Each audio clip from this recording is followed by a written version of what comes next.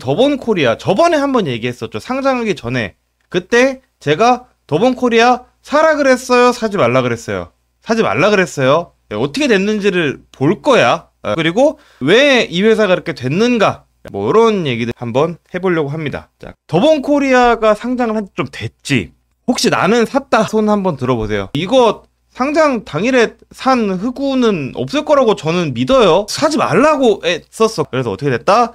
이렇게 됐습니다. 공모가가 34,500원이었는데 상장 당일 종가는 51,400원으로 뭐 그래도 공모주 치고는 뭐 그래도 제법 만족스러운 그런 성과를 첫날에 내고 어떻게 됐어? 이렇게 됐죠. 그래서 첫날 종가 대비 45% 빠졌습니다. 그래서 1억을 넣었다면 5,500만 원밖에 안 남게 되는 게 이제 이 더본코리아라는 회사란 말이죠. 물론 주가가 빠진 게 가장 큰 문제인데 이 회사의 문제는 주가뿐이 아니야.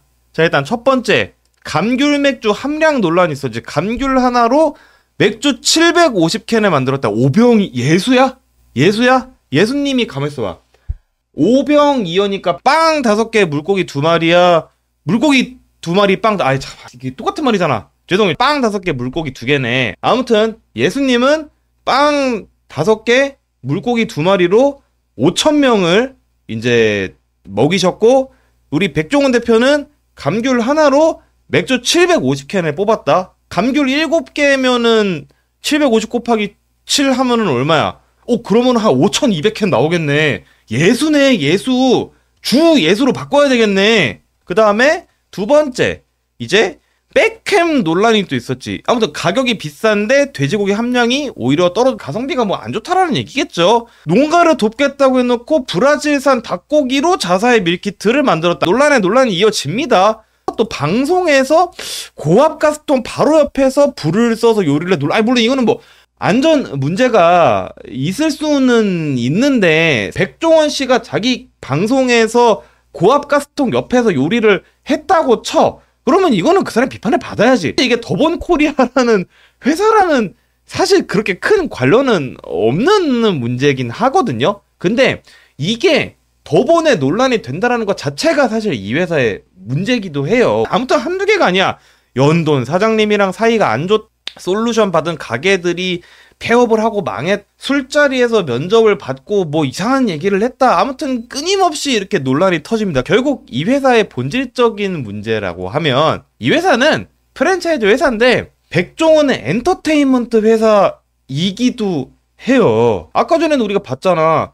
백종원 씨가 방송 나가지고 잘못한 것 같고 회사가 두드려 맞고 있잖아. 그리고 백종원이 방송에 나와서 하는 일, 뭐 방송에 나와서 내는 솔루션, 방송에 나와서 사람들과 의사소통하는 거, 이런 게 다 이 회사의 가치에 하나하나 영향을 다 끼친다고.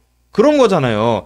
그렇기 때문에 여기는 회사가 잘못해도 까이고 백종원이 잘못해도 까이는 굉장히 이중적인 리스크 구조가 있단 말이에요. 더본코리아는 프랜차이즈 회사기도 하지만 엔터테인먼트 회사다라는 얘기를 제가 했었죠. 여기부터 이제 재밌는 얘기가 시작이 되는 거야. 자, 더본코리아의 공시 자료를 보면 더본코리아 자회사 중에는 요런 회사가 하나 있습니다. TMC 엔터테인먼트. 자, 요 TMC 엔터테인먼트는 백종원의 소속사고요. 그러니까 다양한 쿡방 채널을 운영하는 유튜브 기획사예요. 저기에 이제 어떤 사람들이 들어있는 뭐 급식대가 이모님, 뭐 그 다음에 철가방인가? 아무튼 그분도 이렇게 들어가 있고, 이제 그런 회사인데, 모기업은 100% 더본코리아고요. 근데 이 회사가 조금 이상해요. 뭐가 이상하냐? 전직 국정원 차장이 더본코리아 경영진으로 합류했다라는 뉴스가 작년 12월에 나왔는데, 문제는 이 사람이 더본코리아에서 지역개발 부문을 총괄하는 것까진 좋은데 TMC 엔터 대표이사를 맡았다. 요런 내용이 있네? 국정원 출신이 콘텐츠 관련 신사업을 뭘 안다고 해요? 웃기잖아. 솔직히 이 인사가 이해가 완전히 안 되는 거는 아니야. 왜 그러냐면 이분이 국정원 시절에 K컬처 푸드 세계화 사업 지원 요런 거를 하셨어요. 그리고 실제로 국가정보원이 대한민국의 국익을 위해서 이런 것들을 합니다. 여러분들 터키랑 우리나라 형제 나라 막 요런 그거 있잖아. 그것도 국정원이 만든 거예요. 그래서 실제로 이분이 푸드 세계화 사업을 지원했던 이력도 있고, 그렇기 때문에 뭐 F&B 사업에서 지역개발 부문을 총괄한다 까지는 뭐 사실 나는 이해가 돼. 근데 콘텐츠 관련 신사업을 주도한다 이거는 상관이 없잖아요. 근데 문제는 이 전관예우와 더본코리아가 어떤 수상한 동거를 하고 있나를 우리가 잘 보면, 자, 여기가 어딥니까? 예산시장이에요. 저거는 더본코리아라는 회사의 일종의 지역 전략이었어요. 그러니까 실제로 더본코리아의 프랜차이즈 중에서 잘 되는 프랜차이즈는 사실 그렇게 많지는 않잖아요. 대부분의 매출은 백다방에서 나오고 일부가 뭐 홍콩 반점 새마을식당 정도에서 나오고, 그래서 이제 신사업으로 각 지역에 낙후된 곳을 더본코리아의 자본과 지자체의 인허가를 통해서 개발을 하고 거기를 재개발하면서 더본코리아의 프랜차이즈를 조금 채워 넣고 이런 식으로 한다라는 거죠. 그래서 이 프로젝트의 메인 콘텐츠는 예산시장 리모델링이었어. 문제는 여기서 예산군이 국밥거리 현대화를 끼얹으면서 시작이 됐던 거거든요. 예산시장 옆에 그냥 국밥을 파는 천막촌 같은 게 있었어요. 근데 그거를 예산시에서 건물 하나를 지어주고 거기를 국밥거리로 조성을 한 다음에 기존에 천막 치고 장사하던 상인들의 국밥거리로 밀어 넣은 거야. 그리고 백종원의 이름을 딴 거긴 해요. 여기에 백종원 씨가 컨설팅을 해주러 들어갔거든요. 아, 백종원 거리가 있었잖아. 지금 저 백종원 거리 없거든요. 자기 이름을 뗐어. 백종원 씨가 이 국밥거리 컨설팅을 하다가 그만뒀어요. 중요한 건 뭐냐면 이 과정에서 더본코리아의 갑질 의혹이 있었다라는 그런 얘기가 있었단 말이죠. 이분은 규모가 작은 그 유튜버인데 맛집 탐방하는 분이에요. 이분이 그 백종원이 솔루션을 했던 국밥거리의 국밥집을 찾아가서 국밥 리뷰합니다. 그러면서 거기 사장님이랑 얘기를 한 거를 녹취를 한 거를 이분이 그 유튜브에 퍼뜨린 건데, 실제로 갑질이 있었다라는 얘기가 있었고요. 국밥을 하려면 고기를 떼와야 될 거 아니야. 이 사장님이 거기서 국밥 장사를 했으니까 자기가 고기를 떼오던 데가 있었을 거 아니에요. 근데 촬영팀에서 원래 고기를 떼오던 데 말고 자기네들이 좋은 데가 있다면서 그 정육점에서 고기를 떼오라 라고 했다라는 거야. 근데 문제는 그 정육점이 굉장히 멀고 왕복으로 갔다 오면 장사를 시작할 시간을 자기네들이 맞출 수가 없었대요. 국밥집은 아침 장사부터 시작을 하잖아. 아침에 상인들이 출근할 때 그 국밥집에서 국밥 한 그릇씩 먹고 가서 자기네들 일하기 때문에 실제로 국밥 같은 거 만드는 사람들은 주변에 사람들이 출근하기 더 전에 와가지고 미리 국밥 다 만들어 놓고 시작을 하거든요. 그래서 새벽 한 6시 1 정도부터는 이 사람들은 이미 다 준비가 되어 있어야 돼. 근데 촬영팀이 얘기를 한 곳에서 고기를 떼오려고 하니 자기네들은 도저히 영업 시작 시간을 맞출 수가 없었는데, 그럼에도 불구하고 이제 아침 일찍 갑자기 점검을 빙자해서 찾아와가지고 이거 이렇게 하면 어떡해요? 대표님이 이렇게 하지 말라고 하셨다면서요? 뭐 이런 식으로 이제 일종의 갠세이를 났다는 거지. 백종원이 아니죠. 촬영팀이 그렇게 했대. 예, 그렇게 했다라는 증언들이 있는 거고, 그래서 이분이 얘기를 이렇게 하시죠. 어머니 하는데 말고 떼오라는 데가 따로 있었네요 라고 얘기를 하고, 그리고 이게 중요한 얘기인데 그 직원이라는 사람이 이 국밥거리를 여기서부터 저기까지 쫙 밀어버릴 수 있대. 동서울터미널 포차거리 얼마 전에 싹 밀렸듯이 국밥거리를 싹 밀어버릴 수가 있다라는 얘기를 했다는 그런 증언이 있습니다. 근데 일개 직원이 저렇게 말할 수 있어? 그냥 촬영팀이랬거든요. 그냥 뭐 이 사업의 담당자도 아니고 백종원 씨 본인도 아니고 그냥 촬영팀 직원이 와가지고 저걸 저렇게 얘기를 과연 할 수가 있나? 뭐 라는 의문이 드는 거예요. 그러니까 총 3가지의 상황이 있는 건데, 첫 번째, 요런 증언이 있다. 고기를 떼오던 데를 바꾸라고 했다. 근데 그 정육점은 원래 떼오던 데보다 가격도 비싸고 거리도 멀어서 원활한 조달이 힘들었는데 그것 때문에 영업시간이 늦어지는 걸로 와서 뭐라고 했다 라는 게 있었고, 지역 활성화를 하라고 이제 예산과 허가를 준 것이지 뭐 불심 검문 같은 걸 하라고 한 거는 아니잖아요. 예, 이게 콘텐츠 권력을 쥐고 있는 사람들이 저렇게 하는 데 많더라고. 뭐 제가 이렇게 얘기하면 싫어하는 분도 있을지도 모르겠지만은 뭐 김어준 씨나 뭐 특히 정치 쪽으로 이렇게 구독자 많고 하시는 분들 좀 비슷하게 많이 하잖아요, 갑질들. 뭐 그렇게도 하고 국밥거리를 밀어버릴 수도 있다는 발언을 했다는 증언이 있다. 제 생각에는 만약에 정말 저렇게 얘기를 했다면 저거는 실제로 상인들한테 협박성 발언을 한 걸로 볼 수도 있지 않나? 뭐 저는 그렇게 생각을 하는 편이고, 이 모든 상황들을 두고 자기는 솔루션을 중단하겠다. 왜 그랬을까? 라는 생각이 사람들 사이에서 많이 들 수도 있다라는 생각을 하는 거예요. 그러고 나서 국정원 출신 전관을 왜 선임을 했을까? 뭐 라는 생각을 사람들이 할 수도 있다는 거죠. 왜냐면은 이 모든 사건들이 다 뭔가 뒷맛이 개운하지가 않잖아. 자연스럽지가 않잖아요. 그렇단 말이에요. 왜 전관 출신을 불러다가 유튜브 기획사에 앉혔는가를 여러분들이 또 궁금해할 수밖에 없을 것 같은데, 자, 더본코리아는 제가 아까 전에 얘기했지만 지역 젠트리피케이션을 통한 수익구조 강화를 추진을 하고 있어요. 실제로 백종원 씨는 예산군 내에 자체적으로 축제를 만들겠다라고까지 자신있게 얘기를 하는 상황. 여러분, 지역 축제라는 거는 사실 그 지역에 투자한 기업이 있다라고 해도 그 기업이 마음대로 만들 수가 없어요.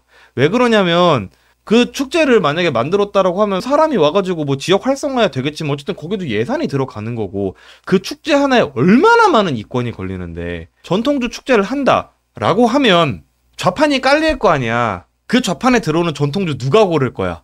두 번째, 축제하잖아요. 행사 안 할 거야? 그 행사 누구 섭외할 건지 누가 결정할 건데. 그리고 세 번째, 전통주 축제하면 전통주만 팔 거예요? 아니지. 먹을 걸 파는 사람도 와야 되고 뻥튀기를 파는 사람도 와야 되고 뭐 그런 거 아니겠습니까? 그 뻥튀기 파는 사람들의 자리 누가 내줍니까? 이렇게 이권이 많이 걸려있어요. 축제를 하나 만드는 거는. 그냥 단순한 게 아니에요. 제 생각에는 실제로 저런 거를 저렇게 자신있게 얘기를 할 수 있다라는 거는 어느 정도 더보니 예산 지역에서 사업을 하는 거에 대한 굉장한 자신감이 있다라고 저는 생각을 하게 되는 거고, 근데 문제는 예산에서 끝낼 거 아니잖아. 여러분들 어떻게 생각해요? 예산에서 끝내겠어요? 그냥 예산의 다이묘를 하고 끝나는 거야? 아니겠지. 사람들은 어떤 지역이 붐업을 하면은 그 지역에 와가지고 잠깐 즐기다가 매년 그렇게 오는 사람들은 많지 않아요. 오타쿠가 돼야 매년 오지. 근데 예산 전통주 축제 오타쿠가 우리나라에 몇 명이나 생기겠어요? 그러면은 다른 지역에 또 가가지고 멀티를 펴야 될 거 아니야. 그러면은 결국 이 사업이 잘 되려면 가장 필요한 거는 여기저기 지자체장의 허가가 될 수밖에 없는데, 그렇기 때문에 좋든 싫든 전관이 필요할 수는 있어요. 지역은 그 각 지역 토호들의 입김은 얼마나 센데 뭐 전관이 필요할 수가 있다라는 거죠. 그런데 왜 굳이 그 전관을 콘텐츠 기획사 대표에 앉혔느냐라는 건데, 제가 아까 전에 얘기했죠. 더본코리아는 프랜차이즈 회사가 아니라 엔터테인먼트 회사라고. 즉 유튜브는 더본코리아의 프로파간다 수단이에요. 마케팅 수단이야. 대표 본인의 유튜브 채널이 마케팅 수단이에요. 그렇잖아요. 근데 문제는 제가 말했죠. 프로파간다 수단이라고 했잖아. 그러면은 여러분, 이 관점에서 생각을 해봤을 때 국정원 출신이라서 콘텐츠 회사를 못 간다 될까요? 나는 정말 적합한 사람을 안 쳤을 수도 있다라는 생각이 들어요. 여러분들은 어떻게 생각해요? 흰고 라이브를 만들 때에는 국정원 출신이 필요가 없어요. 근데 프로파간다를 만든다라는 관점에서 우리가 보자라는 거야. 그럼 국정원 출신이 필요가 없을까? 저는 굉장히 적재적소의 인재를 안 치지 않았나? 뭐 그런 생각을 조금 해봅니다. 저는 연돈 사태 때만 해도 사실 백종원 대표 편 들었었단 말이에요. 자, 왜 그러냐면 이때는 실제로 홍콩 반점 점주들까지도 백종원 대표 편을 들어서 연돈 점주들하고 싸웠단 말이야. 뭐 연돈 사태 때의 핵심은 그래서 수익 3천만 원 보장해줬냐 안 해줬냐였어. 그리고 연돈 볼카츠의 매출과 수익률을 허위 과장했느냐 안 했느냐였어. 근데 이거는 제가 방송을 할 때 다 자료를 찾아가지고 검증을 한번 해봤더니 저 매출 수익률, 그러니까 프랜차이즈 그 관련 기관에 공시된 저 매출 수익률 자료 자체를 우리가 허위라고 보기는 어렵다라는 결론을 내렸단 말이에요. 프랜차이즈 업이라는 게 본질이 브랜딩을 해가지고 그 브랜드를 키우는 거지, 전국 각지에 있는 모든 점주들의 수익을 일정 수준 이상 보장해주는 건 프랜차이즈 업의 본질이 아니에요. 그거는 정부가 복지정책같이 쓰는 거지. 그렇기 때문에 저 때는 백종원 대표 측에 명분이 있었던 거죠. 근데 지금은 너무나 석연치 않은 포인트들이 많다라는 게 제 생각인 겁니다. 그래서 실제로 상장을 하고 나서 이 문제들이 지금 다 터져 나오고 있다라는 게 문제가 되는 거죠. 그래서 다시 주식 얘기로 돌아오자면, 대표이사의 상징성이 너무 큰 회사, 가령 우리가 오늘 얘기했던 이 회사, 그리고 또 어떤 회사가 있습니까? 이 회사가 있죠. 이 회사가 있는데, 제가 그 가끔 절대로 사면 안 되는 주식 얘기를 가끔 할 때가 있어요. 근데 그 중에 하나가 대표이사의 상징성이 너무 큰 회사는 투자를 하면 안 된다라는 얘기를 저는 되게 많이 해요. 일반적인 회사들보다 리스크가 배 이상 크기 때문에 그래요. 제가 아까 전에 얘기를 했잖아. 회사가 잘못한 것도 회사 잘못이고 대표이사가 잘못한 것도 회사 잘못이 되는 거야. 가령 우리가 뭐 제가 몇 달 전에 미국 주식시장 역사상 가장 수익률이 좋은 주식 알트리아라고 제가 말씀드린 적이 있어요. 알트리아 CEO 누군지 아는 사람? 아무도 몰라요. 나도 몰라. 나도 몰라. 저도 그거 알려면 찾아봐야 돼요. 그렇단 말이야. 실제로 여러분들 주식을 투자를 할 때요. 진짜로 10배거 가는 애들은 사장 이름이 누군지 우리가 모르는 회사들이 훨씬 많아요. 훨씬 많아. 우리가 아는 회사들은 되게 적은 회사고 실제로 대표이사가 잘 나가는 회사가 주가가 잘 나간다고 생각하는 거는 어떤 느낌이냐면 우리가 바다에 가서 바닷물을 한 바가지 퍼요. 거기 물고기가 있어? 없겠지. 한 바가지를 퍼놓고 이 바다에는 물고기가 없고 이렇게 생각하는 거는 똑같은 거예요. 그래서 대표이사 상징성이 너무 큰 회사 그리고 대표이사가 그 상징성을 레버리지로 삼아서 딴짓을 하는 회사는 절대로 사면 안 됩니다. 백종원 대표는 그래도 장사만 하지 물론 방송을 하긴 하지만 뭐 TMC 엔터테인먼트가 있으니까 그것도 뭐 본업 밑에 뭐 썸띵이라고 쳐보자고 저희처럼 이제 정치를 하기 시작하면 문제가 된다라는 거고 이런 태그를 붙이고 다니는 분들 약간 머스크와 본인을 동일시하고 이런 분들이 되게 많아 인터넷에는. 제가 오늘 그런 분들을 위해서 굉장히 좋은 금융 상품 하나를 갖고 왔습니다. 자 바로 프로야구 연계 예적금. 이게 정답이야. 이게 봐봐 광주은행 기아 타이거즈 우승기원 적금 이거 4.45%야. 태그 TLSA 태그 달고 테슬라 주식 갖고 있는 애들보다 기아 타이거즈 우승기원 적금에 돈 넣는 게 수익 높을 수 있다니까. 올해 연간 YTD로 따져봐. 미국 미장에서 이득 본 사람 누가 있어. 태그 TLSA 붙이고 아무리 머스크한테 충성하면은 뭐하냐 이거야. 그냥 롯데 우승 기원 적금에 드는 게 머스크한테 충성을 바치는 것보다 수익률이 더 좋을 수 있다니까. 원래 금융시장이라는 게 그래요. 머스크 형이 화성을 간다라고 해서 내 계좌가 승리하는 게 아니야. 그렇기 때문에 주식을 할 때는 여러분 충성심을 버려야 돼. 로열티를 버려야 돼. 애정을 버려야 돼. 애정이 있으면 안 돼. 아무튼 대표이사의 상징성이 너무 크고 그리고 또한 그가 딴짓을 많이 하는 회사는 우리가 사면 안 된다 라는 얘기를 이제 마지막으로 드리면서 정리를 한번 해볼게요. 그래서 저는 상장이 너무 섣불렀던 것 같아. 비상장 회사에서 공개 회사가 된다라는 건 정말로 만만치가 않다라는 거거든요. 그래서 결론은 이렇다. 쳐다보지도 말아야 되고 지하 밑에 멘틀 밑에 외핵 밑에 내액이 있고 내액까지 가면 보통은 상폐가 됩니다. 그러니까 한동안 쳐다보지도 말아라. 몰라도 쳐다보면 안 돼. 애시당초 부적격이라고 저는 생각해요. 아무튼 그렇습니다. 그래서 일단 첫 번째 얘기 더본코리아 얘기 한번 해봤고요. 그리고 두 번째 주제인 중산층 올려치기로 한번 넘어가 보도록 하겠습니다.